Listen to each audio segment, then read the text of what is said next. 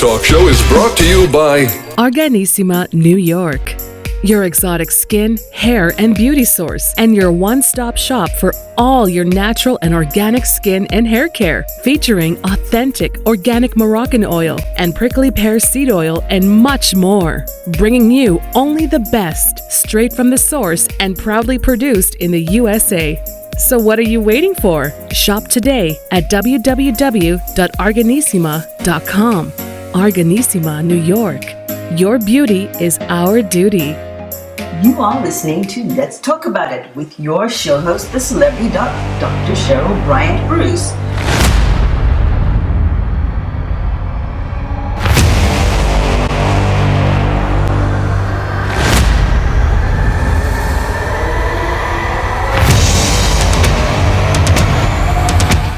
This is Dr. Cheryl Bryant Bruce, MD, the celebrity doc, and we are here with Chatters That Matter. Let's talk about it.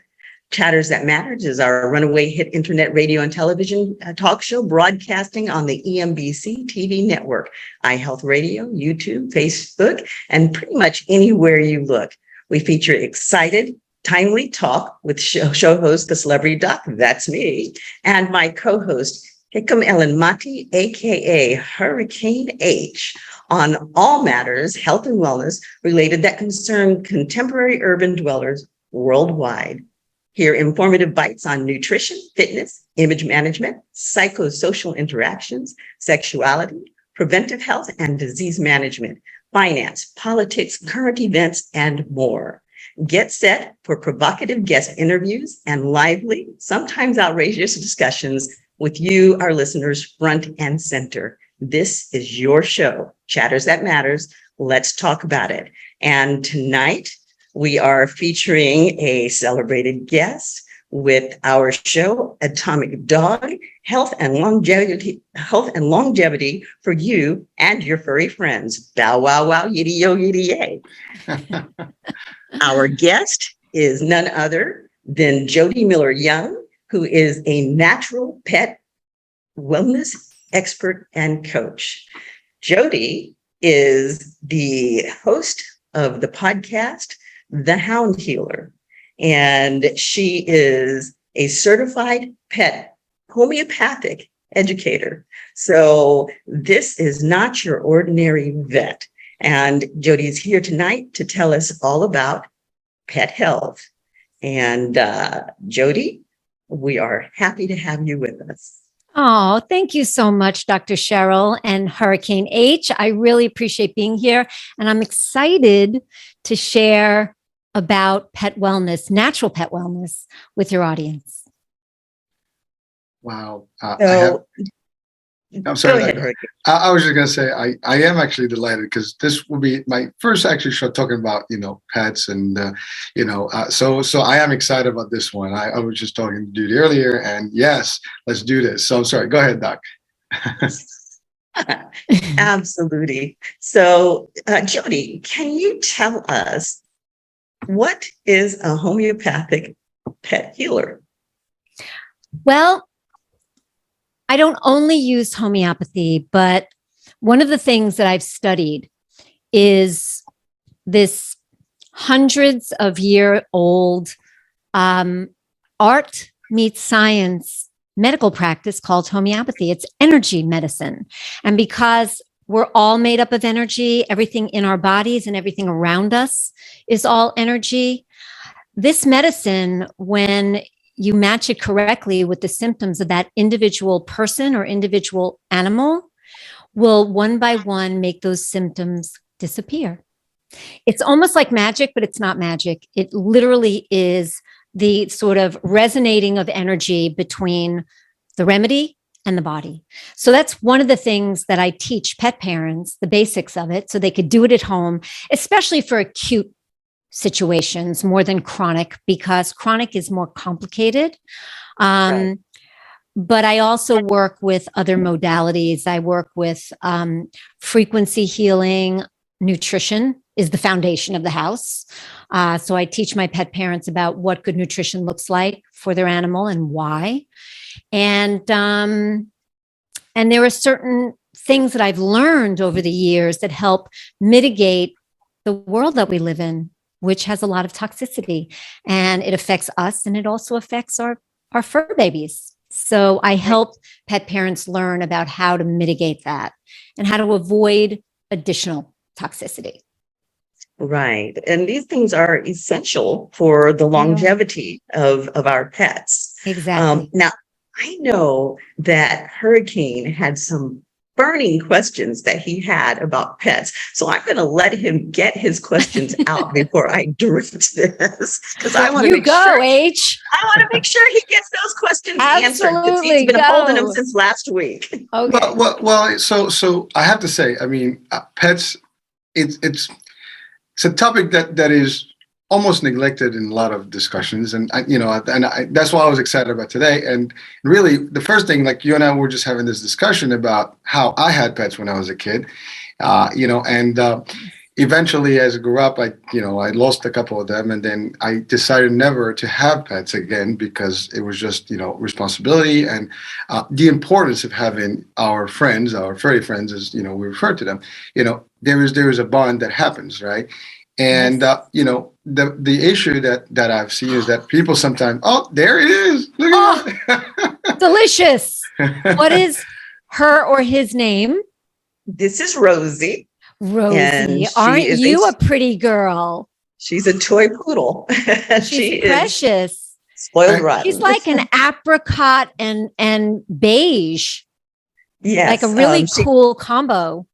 Yeah, she actually started out as a red, and then she has turned all of these party colors over time. She's groomed, cut down right now, but when her hair is longer, she looks like one of those FAO Schwartz toys. And she has all of this gold streaking in her hair, so she doesn't even look like a real dog. Wow. Well, I will match your Rosie for... I have nothing to match you guys with. This is Annabelle. Oh, hi, honey. Yes, you're on camera. Yes. She is a Chihuahua, and everything you've heard about Chihuahuas is true. Chihuahua is real, and it's in this body. Right? Yes. Little Miss Attitude. Yes. Chihuahuas are the big dogs. Oh, please. Napoleon complex. Yes, on steroids. Absolute. Ladies, I can't match this. I mean, I don't have anything else with me here. I want to answer your questions too. I want to help you understand better about pet health and what makes good pet health. So bring it on. Well, so before we get to the health part, the reason I mentioned the idea of, no pets and stuff. So my kids have been bugging out about, having pets, and they've been really asking me about, can I have a cat? Can I have a dog?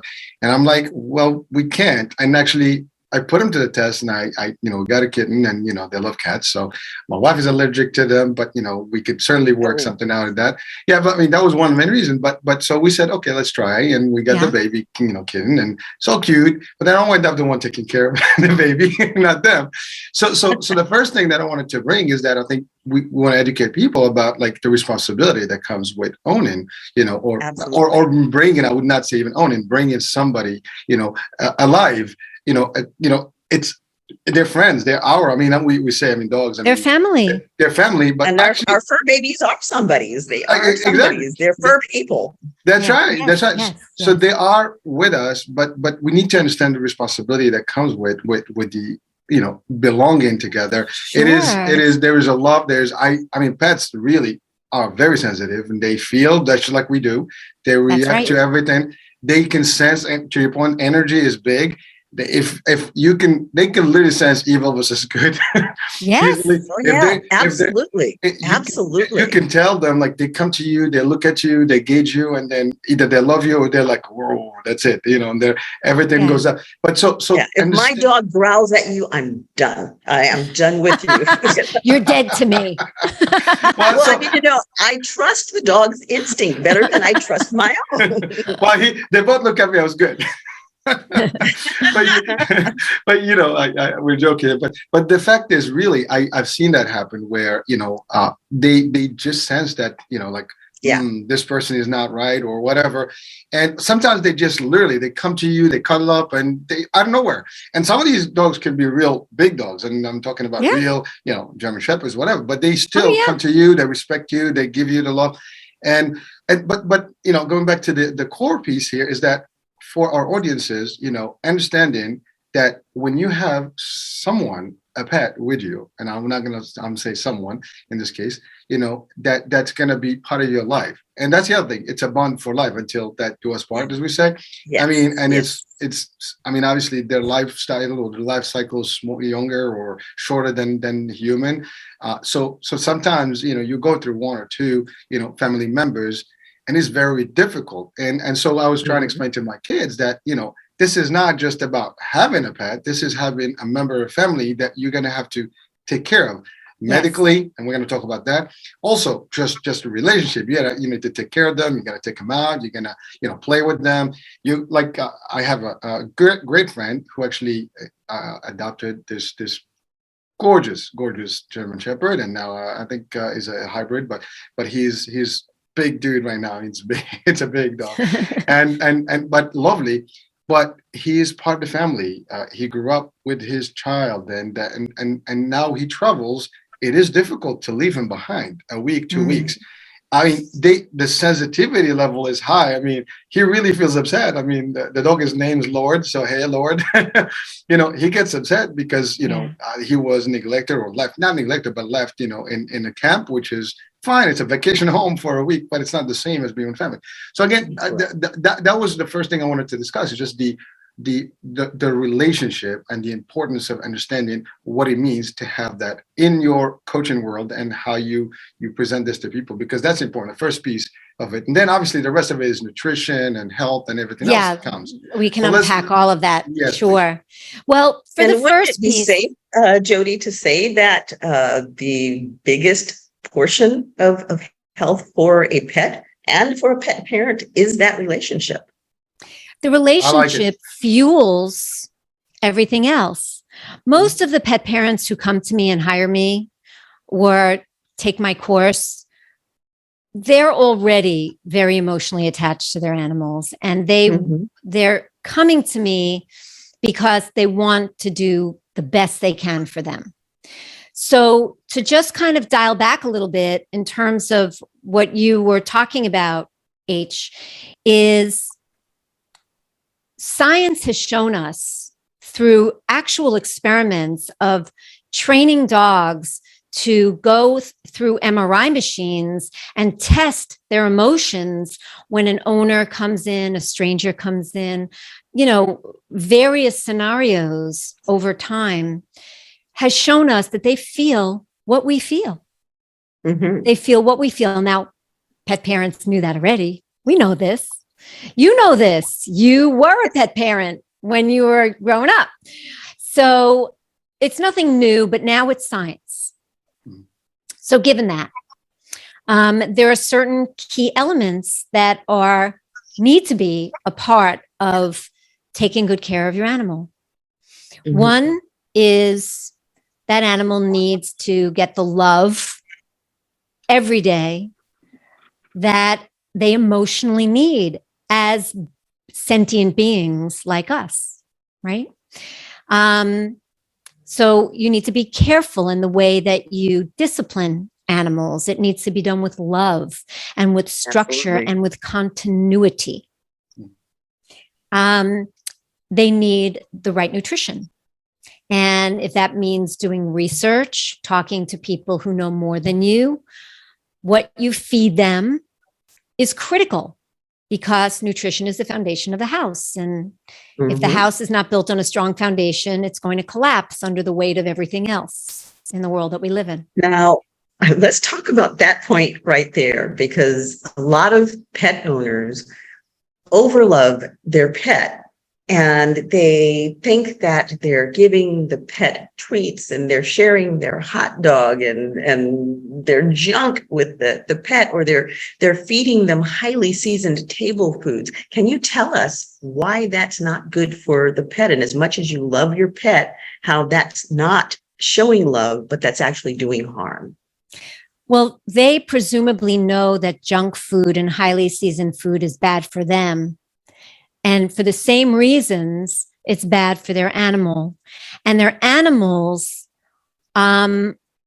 systems are not used to this kind of poison on a regular basis. And just like with people, if you eat McDonald's all the time, which by the way is kind of like what feeding kibble is, it's like feeding McDonald's every meal.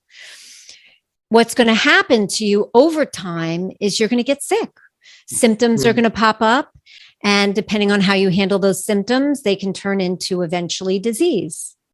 So having your animal on a diet that is living food, fresh living food.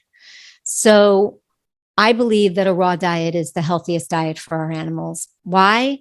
Because the living enzymes that are retained in raw food that are not cooked out by heat, and with kibble, it's a very, very high heat, the same with wet food, and less so, but also with dehydrated food. There is no heat and freeze dried. So that's another option. Again, not as good as raw. And even with cooking, home cooking, unless you're searing very lightly, you're cooking out those raw enzymes, killing them.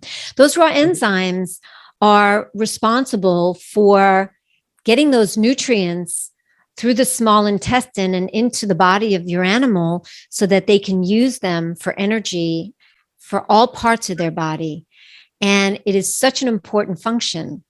So what you choose to feed is critical. So that junk food, that seasoned food, other things sometimes that pet parents don't educate themselves on that are actually toxic to dogs, onions, chocolate. The darker the chocolate, the more toxic. Raisins, grapes. You need to educate yourselves. It's very, very important. So it's interesting that you said that, because another thing that comes from feeding this junk food or feeding a, high carb diet is they gain weight. And there are a lot, just like with people, especially in this country, same with pets. Doggy diabetes. Pet obesity. Mhm. And just like with people, it is very, very hard on their internal organs. Their heart has to work so much harder. Their kidneys and liver have to process so much more because of what they're putting in. So the piece and this was a perfect lead-in, Dr. Cheryl, with what you brought up, that I was getting to is exercise is another super important thing you have to commit to if you're going to have a pet. And they need as much exercise as you possibly can give them. And the choice that you make in terms of the type of dog you get, let's say, should coincide with your lifestyle. So if you're not a runner or a hiker or somebody who is really out and about doing high level energetic exercise with your animal, don't get an Australian Shepherd. Right. Don't get a dog that needs a lot of exercise. Get a Chihuahua or a Poodle or, a dog that needs exercise, but not nearly as much. So be thoughtful about the animal that you bring into your life and make sure it matches your lifestyle. And in terms of Back you kids, up on that, because poodles are high energy dogs. And if you don't give them enough exercise, then you get into bad poodle behaviors. And bad poodle. Poodles are extremely smart. They and they're are also extremely sensitive. So if you aren't exercising them enough and they get into bad poodle behavior and you start disciplining them, then you get worse poodle behavior because you've now hurt their feelings. Oh dear. So, yeah. Every dog needs exercise. Yes. Every dog. It's the levels of exercise that they need. So just do your research. And in terms of kids, Absolutely. it depends on how old they are and what your expectations are. Sometimes I found it starts with doing things together. and making it something fun, like they're, the sister or the brother or the mommy or the daddy for this doggy that's theirs and their baby to take care of and make sure that they grow up into a healthy animal. So sometimes that helps in terms of how you introduce and, the excitement around getting involved. And they have to be old enough to be ready. Right. They do. Well, And what age do you feel like they're old enough to be ready? I can only speak to my own experience raising a daughter. And we always had dogs, but I think that around 10, 11. Yeah. They're able to not only understand why it's important that what needs to be done to take good care of an animal needs to be done, but they're able to do it. Yeah, and it's important that you understand that even though 10 is probably an optimal age to start thinking about handing off the responsibility of a pet to a child, certainly you can have a pet from the time the child is born, but your expectation has to be that you are going to be the pet parent and caring for the dog or the cat or whatever it is. You cannot expect your 5-year-old to be a responsible pet parent. You can't expect your 5-year-old to help you with the pet, maybe taking the dog dish for the pet. Those are teaching skills of discipline and responsibility, but you cannot give all of the responsibility to the 5-year-old and think it's going to go well. It's not fair to the 5-year-old and it's not fair to the pet. And there's another piece of this too. When young children grow up with an animal in the house and watch their parents' examples of the kindness, the concern, the care, this helps them learn empathy, nurturing. Again, lots of studies have been done about criminals who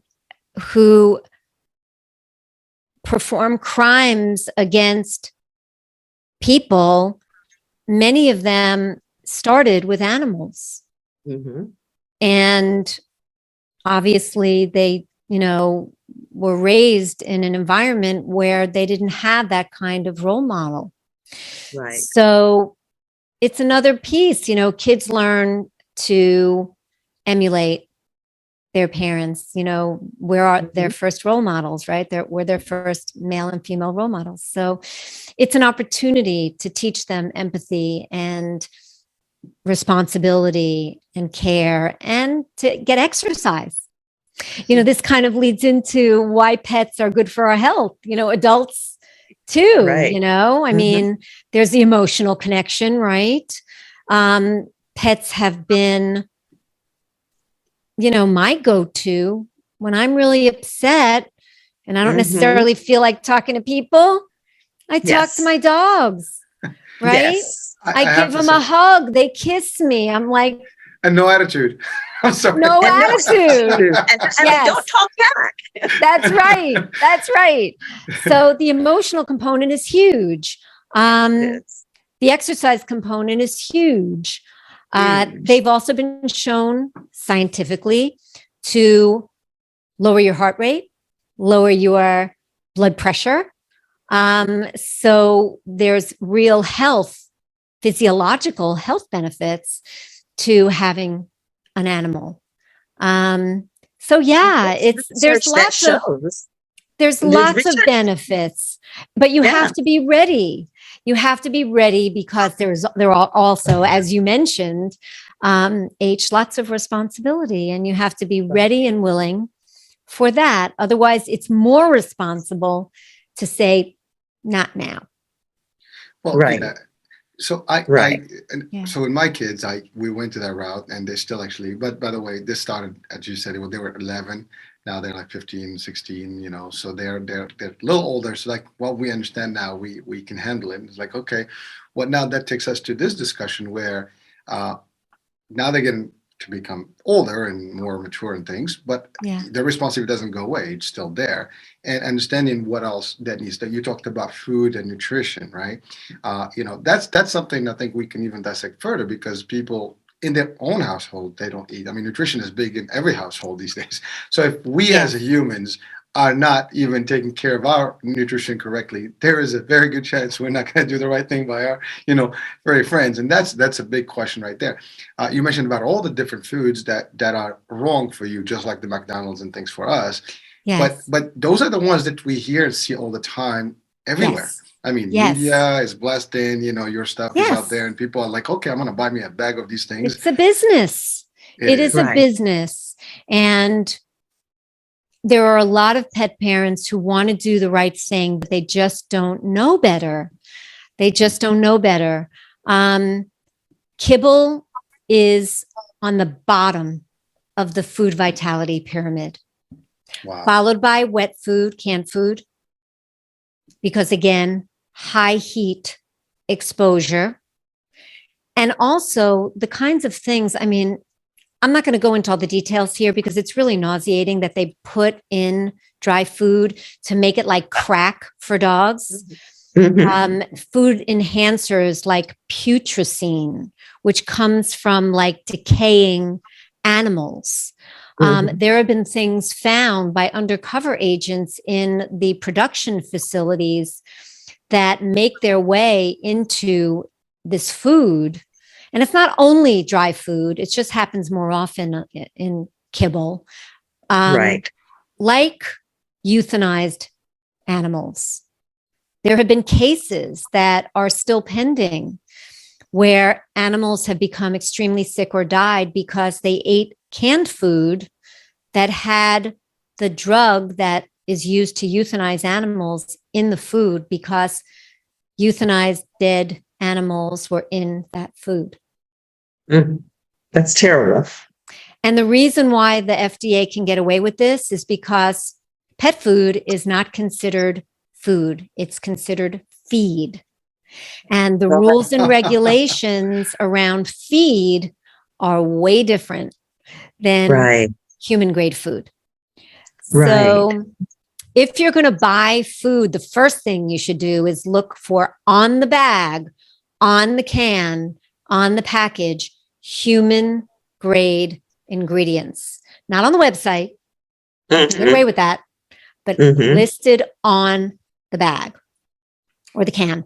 But I would really, and I do encourage pet parents to look to, if they want the convenience of food, they don't need to refrigerate. They can just take out of the bag and break up and put some water in or not.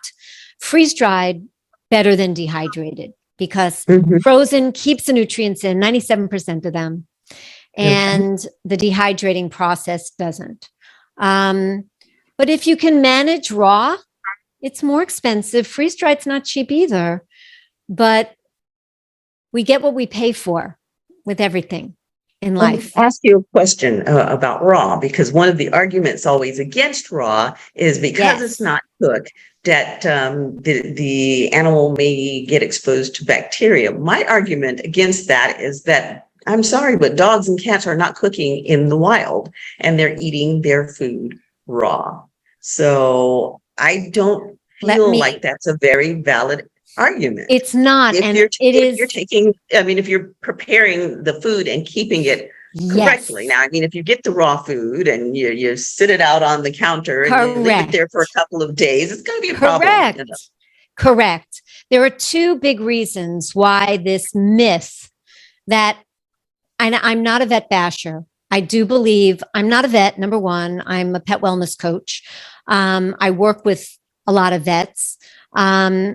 But there are many vets out there who perpetuate this myth. The two reasons, big reasons, are that the acid content in a dog's stomach, in a pet's stomach, is way, way, way by many, many times greater than ours. So they're able, the acid in their stomachs break down bone, gristle, and kills everything in there. Okay. That is not to say that a pet has never come down with a parasite, but I would also, or bacteria, but I would also say that if your animal has a strong immune system and a healthy gut, of which raw food contributes, and that has been shown in studies, then it's very unlikely for them to pick things up. So that's number one. Number two is the transit time between eating and digesting is much shorter in dogs and cats than in people. So it just doesn't stay in there as long. And their digestive tracts are much shorter, hence the shorter digestion time. So for those reasons, this is something that should not deter pet parents from trying raw and seeing the difference in their animals. I have had people take my course, transition their animals to a much healthier diet, and have seen chronic conditions like chronic ear infections or eye infections just disappear and not come back. So diet is foundation of the house. Well, again, Now let's talk again about myths, because, again, there are a lot of myths surrounding pets. And one of those myths, or one of those mistaken beliefs, is that dogs are carnivores. And in fact, dogs are omnivores. They need vegetables, they need fruits, they need a varied diet. They are also omnivores, so you can be vegetarian, but your pet probably shouldn't, because they also need that meat. They need a balanced diet. There are so many schools of thought about this, guys. It is not a very simple question to answer, but I will say this. Dogs are considered omnivores. So they have, over the centuries, adapted to their humans and the way their humans eat. And for the most part, they can handle what we eat. So meat, I feel, should still be the main part of their diet, because the level of protein and nutrients that they get from the meat, and I'm not just talking, this is another really important piece, not just talking about muscle meat, I'm talking about organ meat too, and bone. Very important. Do you want to hear the coolest thing? Yes. If you have a heart issue, or your dog, let's say, has a heart issue, and they eat raw heart, the vitamins and nutrients in that raw heart will help strengthen their own heart. Same with liver for liver, kidney for kidney, lungs for lungs.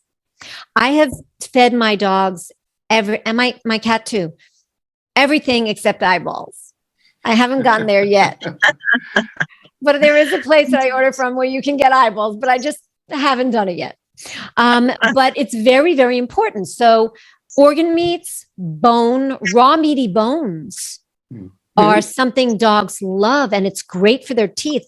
My Annie, she's the most ferocious of the bunch. To see her go at her raw meaty bone, don't you get near her until she's done. Right. Don't. So it's definitely a Chihuahua thing. Yes. And they're all afraid of her. They all know the Chihuahua's the boss. Absolutely. So it's a great way to get them wonderful vitamins and minerals in these raw meaty bones. And you get the ones that are appropriate for your animal. You're not going to give a 60 or 70 pound dog a small marrow bone, because they could choke on it. And you're not going to give a Chihuahua a huge elk bone, because it's not manageable. So not only does it give them these vitamins and minerals, but it also helps naturally brush their teeth and stimulate their gums. Critical. Helps get that tartar off of their teeth, right? So because a healthy mouth, same with people, right, it contributes to a healthy body. If you have bad teeth and diseased gums, gingivitis and all that stuff, that's a precursor to heart disease, kidney disease, etc. In And both the humans third and thing, pets. same with pets.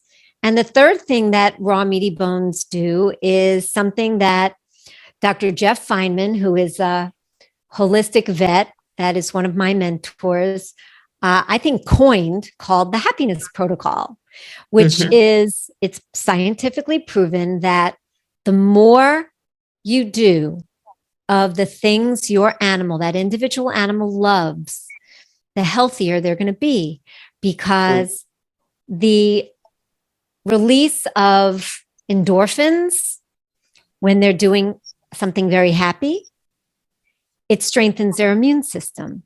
A stronger immune system helps fight off disease and keeps their body stronger and more stable. So the raw meaty bones, there aren't many dogs who don't love them once they get used to them, if they don't take to them immediately.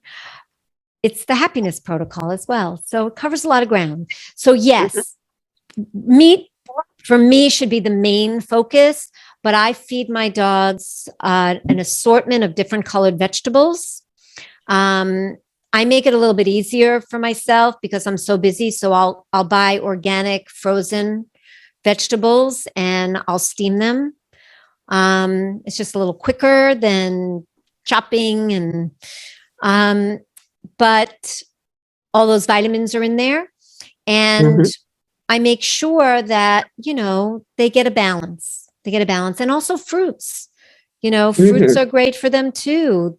The berries are great. I didn't realize until a little while ago that squash is a fruit. Avocado is a fruit. Yes. So Tomatoes all of are this, tomatoes. All of these things are great for them as well. So I mix it up with my guys. And I think that that's wise for pet parents to think about.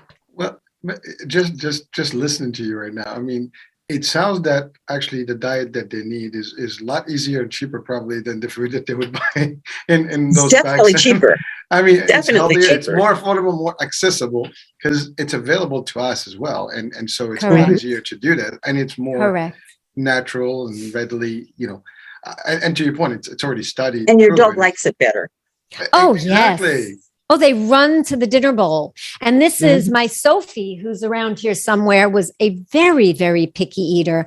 I used to sit when she was like a puppy and 1 or 2 by her bowl during mealtime, just fretting like, an upset mommy. Why won't you eat? Let me feed you something else. Let me try this. Let me hand feed you. I mean, it drove me nuts. She now runs to the bowl. And part of that is homeopathy. It literally changed that, as well as other things about Sophie. And part of it is the food that she's eating. But there's another piece that's very important for pet parents to know. And it's because of the world that we've created, which is a pretty toxic environment, unfortunately. And it's in the air we breathe. It's in the water we drink. It's in the food we eat. It's in the rain that falls. It's in the soil.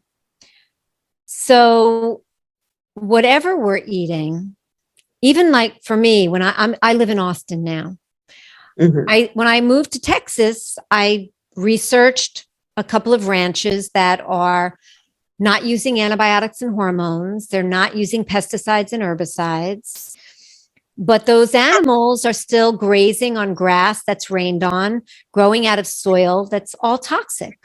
And that toxicity resides and stays in their muscle meat. And every time they eat, it just compounds. And then it goes into us and our pets. So how do we mitigate this? Because that's one thing, is diet. Then could be cleaning products in your home, could be air, the grass they walk on. Was it sprayed last week and you didn't know? There's a host of things. So I was fortunate enough to learn about a scientist. His name is Dr. Max Champy, who, along with his colleague, Phil Catalano, were part of a think tank in probably about 10, 12 years ago, probably 12 years ago, for a company. And they were looking into something called carbon 60. I'm guaranteeing most of your pet parents listening to this, most of the people listening to this have never heard of carbon 60. What Max and Phil discovered as research scientists is that it retains some extremely powerful antioxidant qualities. They found that this relatively new molecule of carbon, discovered in the mid-'80s by 3 scientists who won a Nobel Prize for it in the mid-'90s, that it is the most powerful antioxidant on the planet, 172 to 270 times stronger than vitamin C and vitamin E. And they also found, through a board certified 30 plus year toxicologist who researched it for a couple of years, that there's no toxicity level for people or pets. So 10 years ago, Max used it on his 88-year-old mother and himself. She had Alzheimer's. Within 3 months, she got her driver's license. Within 5 months, she retook it with no glasses. She's needed glasses for her driving test since she's 42. Wow. And passed, and he bought her a little smart car, and she was tooling around Denver. Another colleague of his, Dr. Loretta Ivory, she has macular degeneration. She needed to get those shots in her eyes. Because of C60, she no longer needed the shots. She regained some, not all, but some of her vision. Her young dog had lipomas, which are fatty tumors. They're not malignant. With taking the C60, that went away. Max's dog, he cured of heart disease with the C60.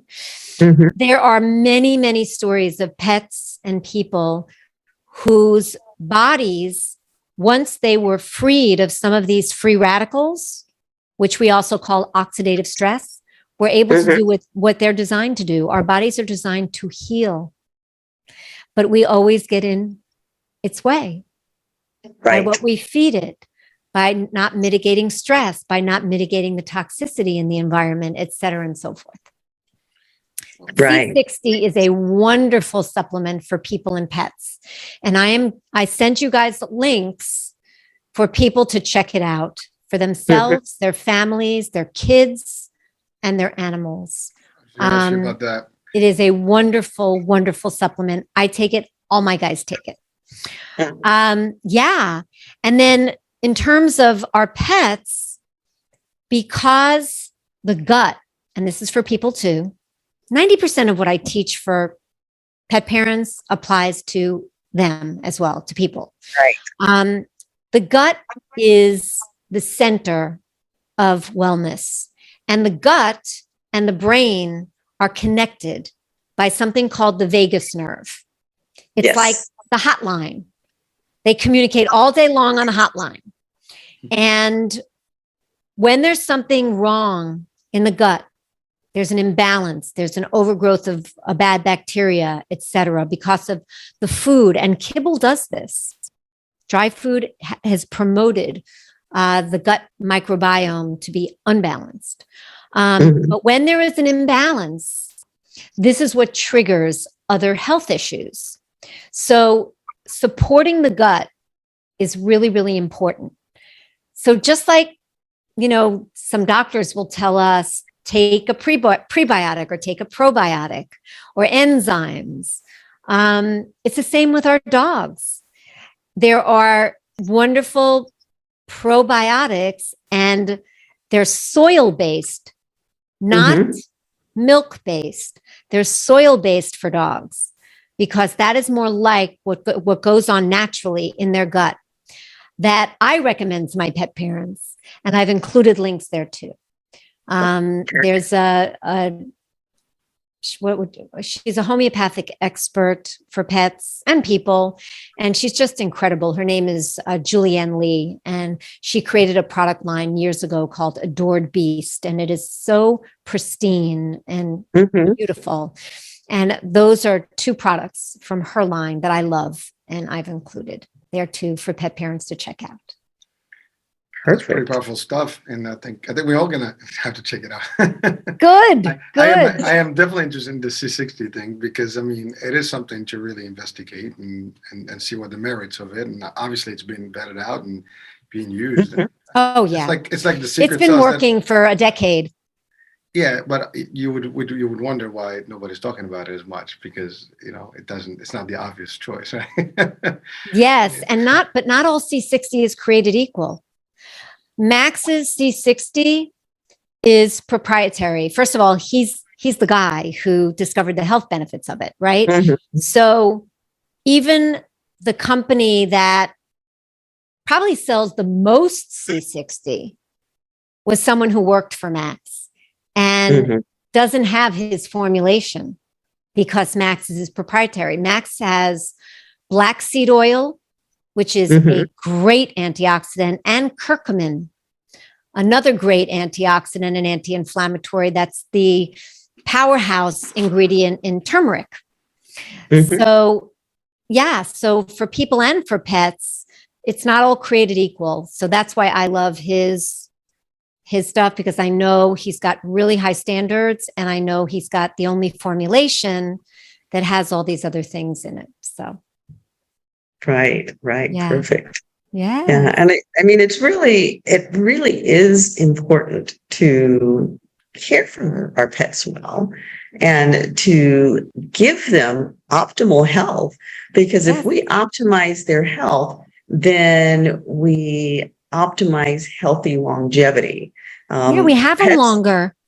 Yeah, pets live a lot longer than people think they will if they are treated appropriately. Yes. And the thing about it is that having a healthy pet that lives a good long time actually is a benefit for us as humans too, because it has been scientifically shown. The research has shown that pet owners live longer. So, by taking good care of your pet and having your pet longer, it's actually helping you improve your health and extend your own life. And when we talk about extending our lives, we want to extend them in a healthy, happy manner, because, I mean, it serves us no purpose to live longer if we're unhealthy and miserable. Absolutely. So pets help to contribute to that healthy longevity. Yes, absolutely. Should we debunk another, I don't know if you'd call it a myth, but something pet parents are led to believe that isn't true? Absolutely. Okay. Vaccines we went there. Probably, for people and pets, are probably one of the greatest creators of disease. Why? Because the body isn't meant to have all of the things that go into vaccines. Now, when your pet gets a rabies vaccine, there isn't only dead rabies in there. There's aluminum, mercury, and a lot of other things that are toxic. And a lot of behavior issues, as well as physical issues like skin conditions and gut issues, but aggressive behavior issues have not been put together by pet parents with a vaccination history, but are contributing or the cause of these symptoms. So this is the sort of myth that you have to get your pet vaccinated and boosted every 1 year or 3 years. When your pet is a puppy when your animal is a puppy or a kitten and they get their baby shots. With dogs, they get the parvo and the distemper. It's like 3 or 4. That almost always gives them immunity for life. So you never have to get another one of those, no matter what your vet says. Okay. Rabies usually lasts for years. We're talking 7, 8, 9 years, but could last a lifetime from those puppy shots, those 2 puppy rabies vaccines. And the best way, the healthiest way for your animal to know exactly where you stand is to do what's called a titer test. And what a titer test is, in case you don't know, or the audience listening isn't familiar, is they take blood and they see what the level of antibodies there are in the blood and whether it falls above a threshold that indicates protection from rabies. That threshold is 0.5. Now, my Jasper, one of my dogs, I titer tested him in 2016. He hadn't had a rabies vaccine in a few years. And he was at 10. 0.5, he was at 10. 3 years later, in 2019, I titer tested him. He was at 9. You see where I'm going? Right. It lasts a long time. Now, the problem with that, however, is that works really well if you live out in the country or you're living in the county. But most cities require you to have the pet licensed. And part of that licensing process is that they require you to have vaccines. I'm getting there. And that's not only in the city. Most states require vaccination licenses. I just never did because I don't take my dogs to daycare. I don't board them. And I just don't, because it's more important to me. If you are in a situation where you have no choice, now we have choices, my Jasper has to travel to the UK. There's no way that he's going to be able to travel without a rabies vaccination. I just did a YouTube video today with him to talk to pet parents about how we mitigated the vaccine that Jasper got yesterday morning. And there are ways to do that. And I welcome pet parents to reach out, and I'd be happy to walk them through.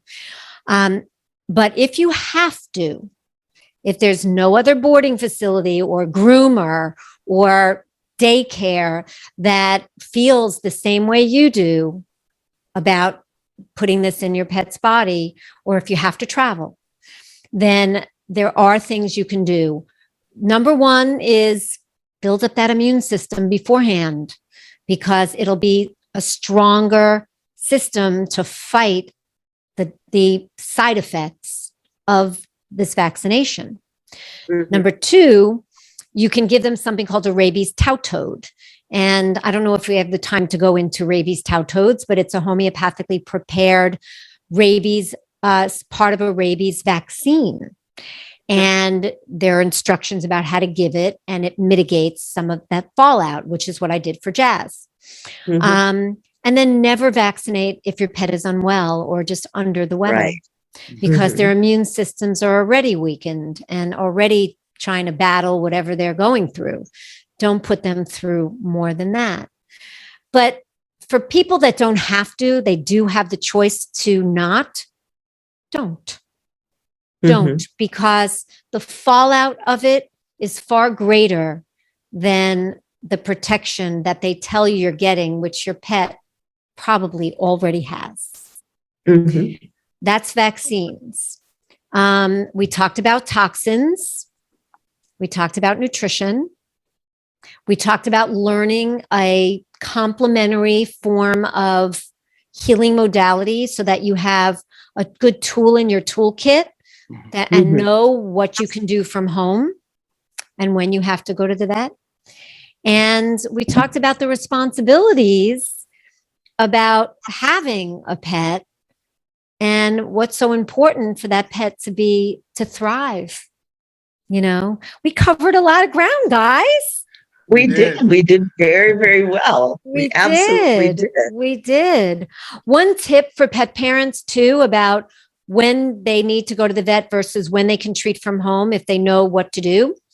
It's something called beam. If their beam is good, like a beam of light, then they can treat at home. And what beam stands for is behavior, energy, appetite, and mood. If all of those things are normal for your animal, you're okay. They're okay. You can treat from home. If the beam is off for a day or two, go to the vet. Better safe than sorry. Get it checked out. But an empowered pet parent gets it checked out and then can hear what the prescription is, what the advice is from the vet, and make an informed decision about what they want to do moving forward. Now that they know, do they want to treat themselves? Do they want to go to a coach who is natural? Do they want to go to a homeopathic veterinarian? Or do they want to give pharmaceuticals? Because pharmaceuticals always fall out, suppress it. Right. And when you suppress, it goes deeper. If it can't express in the way it's been expressing the body, it'll express that imbalance deeper, a level deeper. And over years of suppression and going deeper and deeper because you've blocked the different outlets, that's when you get disease, the serious. Now let's talk about homeopathic veterinarians. Yeah. Do homeopathic veterinarians only use homeopathy? It depends on the vet. I have met and have mentors that only go to pharmaceuticals as a last resort, and some who don't use them at all and aren't even familiar after 40 years of practicing as a homeopathic vet of what some of these newfangled pharmaceuticals are and what they do. So it really depends on the vet. But the biggest difference between a homeopathic vet and a conventional vet is, besides the fact of the pharmaceuticals, is that a homeopathic vet is going to spend an hour and a half with your animal, and is going to learn every symptom and the way your individual animal is expressing that symptom, and is going to observe the way your animal presents him or herself. And at the end of that case taking, we'll have a good idea of the remedy that's right for your individual animal presenting their individual way of the symptoms that they're presenting. So and that we're really is the whole thing about there is personalized vet care. Yes, but even deeper because it's holistic pet care. It's what's going on in their mind, in their bodies, and how they're expressing all of it. And I like that you said that, because that is something that I always focus on with human medicine, is that so much of the illness actually occurs in the mind. And that's not saying that the illness is not real in the body, but a lot of it does start in the mind. Yes. And so a homeopathic vet actually is more like our functional medicine and concierge and homeopathic physicians. Yeah, so takes all of that into account. And I'm so glad that you brought that up, Dr. Cheryl, because really what we've learned over the years is we are what we think about all day. That part. What we allow into our minds often enough so that it goes into the subconscious mind, so we believe it to be true, is exactly what we create in the world. And if we don't learn to control our minds, then our minds, which are so beautiful and powerful and can create pretty much anything we want our lives to be, are going to just run willy-nilly and be externally motivated, right? Instead of us controlling internally what we think and then expressing it through our actions. And then the universe meets us back with what we put out. Absolutely. So it is a beautiful concept. It's something I teach my pet parents too, because when you take in any new information, you've got to come to it from the right kind of mindset, right? I mean, when you see patients, Dr. Cheryl, who are used to conventional doctors, it's an education process and they have to be open. Very much so. And there's faith involved and trust. And trust. Exactly. So it's a mindset that, an openness. So yeah, Absolutely. the mind and the holistic thing is key. Absolutely. Yeah. Now, if you had 3 main takeaway points that you wanted our audience to carry away with them today, what would those 3 points be? Getting your nutrition right. Okay. So raw feeding is the best. Home cooked, if you don't cook through, and then freeze dried. Number 2 is avoid pharmaceuticals and vaccines as best you can. Learn something natural, and find someone who can teach you so that you have that power in your pocket. And 3 is happiness protocol. Do more of what they love. Raise their vibration. Same for you.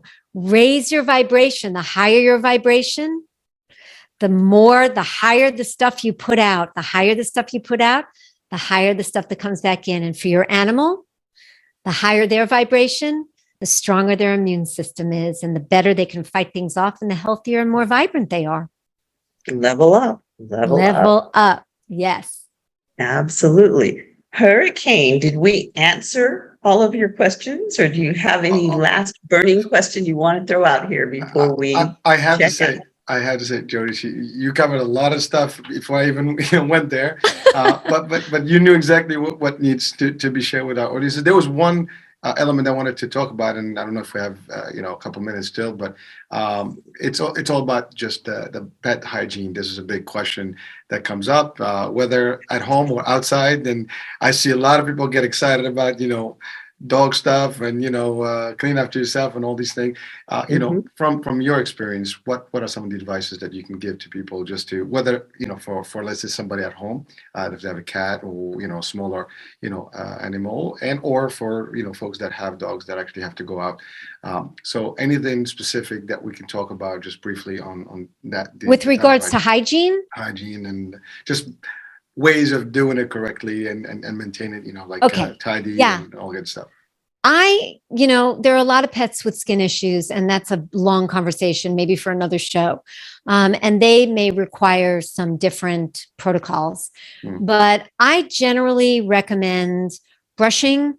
And if you want to bathe once a month, okay. But the pH balance on their skin is the way nature intended. And the more often we bathe, the more we disrupt that. When you do bathe, I recommend a very simple, limited ingredient, natural shampoo. I love this aloe shampoo by 4Legger. It's a number 4 and then Legger, Legger, because there ain't nothing in it but aloe. And, it's so pure that it's very easy to wash off. So I like that because one of my dogs has sensitive skin. So I wouldn't bathe often. And when you do bathe, I'd make sure that it was a shampoo that didn't have chemicals, that didn't have fragrance, that was as simple ingredients and natural as you can possibly find. That's for our dogs. Well, the cats are a little different. Kitty cats? My Suki, she grooms herself. I have not, if she came to me like in really bad hygienic shape, yeah, I would bathe her. But I don't, unless they get really stinky and they're not grooming themselves well, then yeah, I would do the same kind of thing. If you have to bathe a cat, limited ingredient, gentle, natural. That doesn't just say natural on the bottle, because you can do that. and it ain't necessarily natural. But where you read the ingredients and you know that there are no chemicals, parabens, that sort of Sulfates, thing in yeah. there. And make sure that you bathe the animal in warm water. People are, oh, Yes. my dog hates a bath, and they're bathing it in cold water, and the Oh, animal is yeah. miserable. Yeah, Bathe it in warm We water, can't do not that. too hot, experience. not too hot, but just Mhm. nice lukewarm water, and Mhm. dry them really well. Because, depending Yes. on their constitution, the ones that are more chilly animals, they get cold easily. So, Chihuahuas. yeah, yeah, Yes. that's true too. Chihuahuas. Yes. And I have one final question before we exit, because it is something that Hurricane and I discussed last week. When we Yeah. talk about allergies, Yes. for people who are allergic to either cats or dogs, what are some of the best way to mitigate the allergens so that they may not have to get rid of Fluffy? Two things that I have to say about that. One is, just like in our pets, your body expressing an allergy is an imbalance in your system. So you got to get your own gut microbiome in order and strengthen your own immune system and try and get rid of as many toxins as you can in your body and in your environment. The thing that I did years ago, because I was very allergic to cats, I literally went into a house that had no animal or people living in it and got my allergies so badly. And I found out later that 2 months earlier, there was a kitten in the house for a couple of hours. So I was very sensitive. And I learned about a lab. This was many years ago. So there's probably labs in this country now that do this, where you send some cat hair, or they formulate from cat hair a tincture, a liquid that you take preferably without an animal in the house. I did it from my cat's hair. I had 2 cats at the time, and it still helped me tremendously. And you do that for a month, and it desensitizes your constitution, your system, through the digestive tract as opposed to the respiratory, which is where all the discomfort is. And I found that worked really, really well. So, and that comes all the way back around to the whole thing, the gut brain connection. Yes. So on that note, please check the website, check for all of the wonderful links that are being provided for you, and open up each one of them, because they all have wonderful material that will help you and your pet live happier, healthier, longer lives. So, Jody, thank you so much for coming and joining us. And we hope to have you again soon, because I know that there's just a whole lot of stuff that we can unwrap when it comes to pet health and homeopathy. And it's an area that so few people really know about or understand. So we definitely want to bring you back and increase that time for all of us. So, thank you for thank your you time. both so much. It's my mission and my passion is to share this with the world. So, we're going to do that thank you today. so much for offering me a platform to do that. Well, thank you. Absolutely. Absolutely. And we hope that you will come back and join us again. And we hope that you tune in for our episode next week, because next week we are bringing Sarah Work, who is going to be talking about service dogs. Oh, wonderful. So we have 2 weeks of doggies. Love that. Absolutely. Definitely. And, I am happy to come back. When you want me, you holler and I will be here. All right, then. Look forward to it. Thank you guys so much.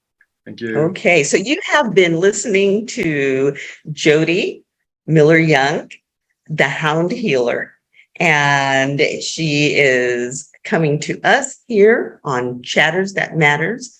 Let's talk about it with me, your show host, Dr. Cheryl Bryant Bruce, MD, the Celebrity Doc, and my co-host, Hickam Hurricane. Ellen Monty, Hurricane H. We hope that you'll join us again next week. We're on every Monday and Wednesday. We're on the EMBC TV network. And if you just click onto the network, you'll find that there are lots of wonderful shows on the network. And these shows air on Monday and Wednesday, but they do repeat. So if you missed an episode, you can always go back, or even if you didn't miss it, if you had an episode that was chock full of good information like this one, you can always go back and watch it again. Not only are we on I can't get this tonight, EMC TV, we are also on the radio network, and that is iHealth Radio. And you can find us on Spotify and a whole number of other places. Hurricane, you tell them where we can be found, because we're everywhere. So all the podcast platforms, and actually we're going to be soon on some additional ones such as Pandora, and so even iHeartRadio, we're on it.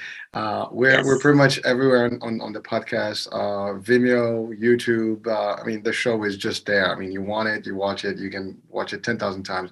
It's always going to be available.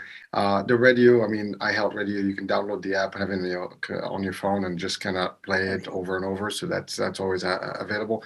There's also the website, and the shows are there recurring on Stream TV, and there's 3 channels there, so you can just pick any channel and these shows just recur. So it's all over Facebook, Instagram, the social media, Tumblr.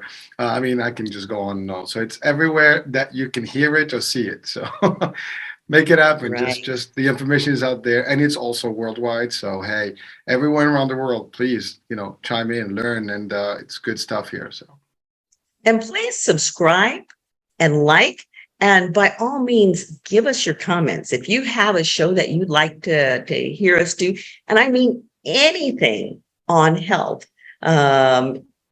shoot it out there for us, and we will find a way to do that show. This is your show. So, make sure you subscribe, like, and comment.